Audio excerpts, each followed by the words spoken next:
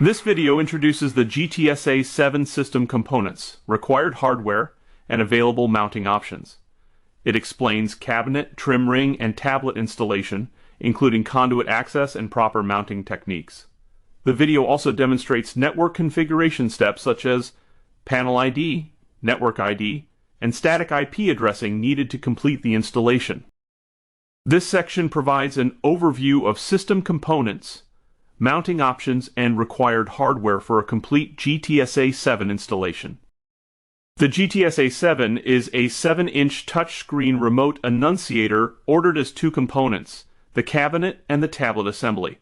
The cabinet is available in black or red, supports flush or surface mounting, includes a tinted plexiglass door with a standard Potter WS93 lock, and provides wiring access and network card mounting. The tablet assembly mounts to the door frame. The GTSA 7 tablet includes mounting bracket, hardware, Ethernet cable, and ground wire. GTSA 7 hardware consists of three main components. The tablet assembly includes the touchscreen and mounting bracket. The cabinet is available as GTSA 7 CABB, which is black, or GTSA 7 CABR, red. For surface mount applications, the GTSA TR trim ring is also available. A complete GTSA 7 annunciator requires a tablet assembly and one cabinet. This section covers the GTSA 7 enclosure and trim ring mounting options, including conduit access and flush or surface mounting methods. It also reviews the tablet mounting hardware and proper bracket orientation for installation.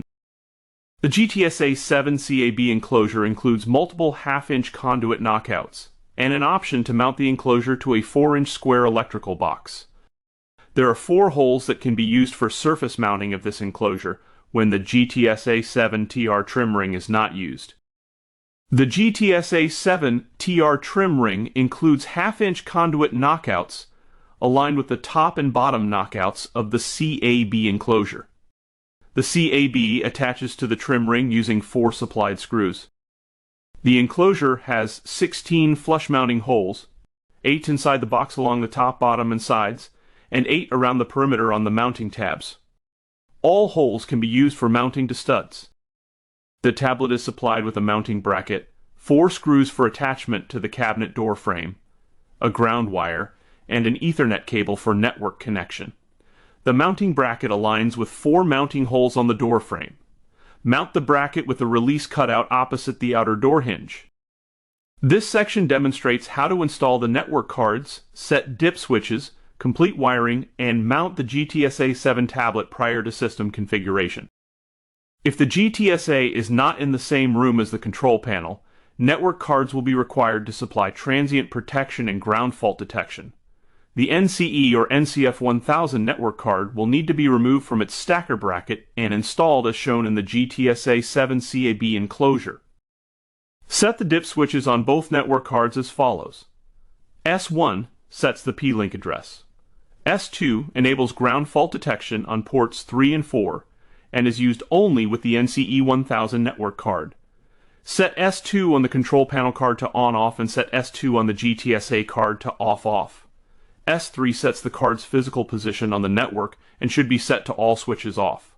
The control panel and the GTSA will both connect to port 1 on their respective network cards. Port 3 will serve as the Ethernet or fiber bridge between those two network cards, and that connection will be supervised by the control panel. If that connection is lost, a trouble signal will be enunciated on the fire alarm control panel. If a customer LAN or another device such as an IntelliComm is connected, set S3 on the receiving card to on, off, and make the needed Ethernet connection on port 4. Route the wires through the assembly to the tablet as shown. Attach the ground wire to the back of the enclosure using the provided nut. Attach the Ethernet 24-volt DC power and ground wire to the tablet using the appropriate connection points. Align the tablet slots with the clips, then push to the right until the tablet snaps into place. Install the tablet so the release cutout is on the opposite side of the camera, which is currently not used. This section demonstrates how to configure the control panel in GTSA 7 by setting IDs, running a Learn All, and assigning static IP addresses. Enter the panel ID and network ID into the control panel using the onboard annunciator by following the on-screen prompts. Enter panel menu by pressing the Enter button. Select 6 for programming. Enter code 1111. Select 6 for network options. Select 1 for panel ID. Enter 001. Press Enter. Select 2 for network ID. Enter 001. Please note that in most applications a network ID of 1 will be used. Press Enter. Press Escape 2 times. Press 1 to accept changes. Press Enter to accept changes. The panel will reboot immediately. Run a learn also the control panel recognizes the installed network card. This must be completed after assigning the panel ID and network ID. Enter the panel menu by pressing the Enter button. Select 6 for programming. Enter code 1111. Select 1 for the Learn menu. Select 1 for Learn All.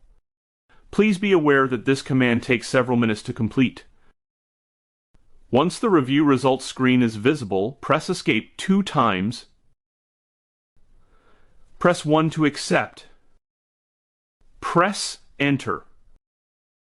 The panel will reboot immediately. It is recommended to assign static IP addresses to both the control panel and the GTSA 7 for reliable operation. The control panel IP can be set through the annunciator or the Potterfire panel programmer software.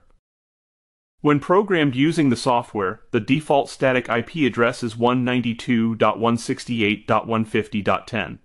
It is advised to change that static IP address to 169.254.150.70 with a subnet mask of 255.255.0.0. Configure the primary DNS server as 8.8.8.8. This is acceptable if no customer LAN is connected. If the panel requires connection to a customer LAN, coordinate IP settings for both the FACP and the GTSA 7 with the customer's network administrator. A static IP address of 169.254.150.102 is defined on the GTSA 7 by default. If that address needs to be changed, press Menu in the top right corner of the screen, then select Settings and Address from the left menu. Use the Edit icon to set a static IP address within the same range as the control panel or in accordance with credentials issued by the customer's network administration. The panel ID and network ID for the GTSA 7 will be configured using the Potterfire panel programmer software. For more information about Potter products, please visit our website at pottersignal.com. To access additional training resources, check out our online training portal at academy.pottersignal.com. Stay connected with us on social media for the latest updates and news.